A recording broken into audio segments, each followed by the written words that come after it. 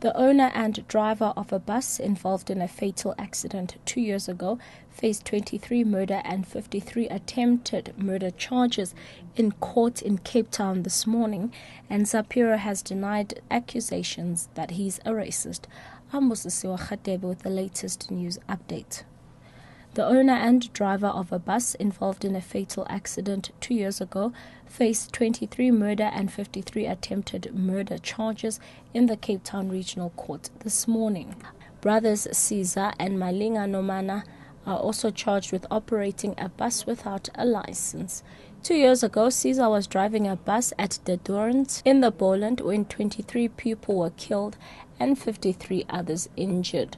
Malinga is the owner of the bus. 30 members of the disbanded Durban Organised Crime Unit are due back in the Durban Regional Court today. The officers, including the head of the Hawks in the province, Johan Boysen, are out on 5,000 rand bail each.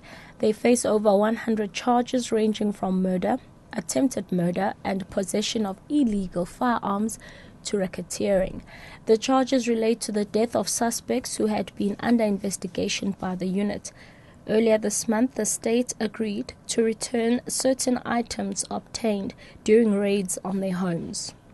And lastly, cartoonist Jonathan Shapiro, known as Zapiro, has denied accusations that he's a racist based on his cartoon depicting President Jacob Zuma about to rape Lady Justice.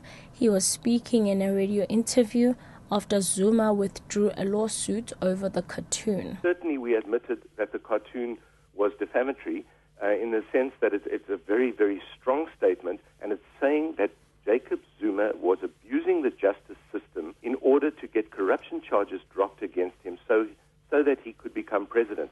Now they're trying to spin it. Mac Maharaj in the statement makes me out to be a racist. Presidential spokesperson Mac Maharaj says the president had to look beyond his individual person when dealing with the Zapiro court case. Maharaj says Zuma put aside his personal feelings for the sake of the country. The issues of press freedom, etc., President Zuma has factored that in. And he came to the conclusion that because of this larger problem, he needs to put his individual hurt on one side as the president of the country. He needs to look at the larger problem. How does South Africa move out of this mold which encrusts and drags us into racial prejudice and cultural prejudice?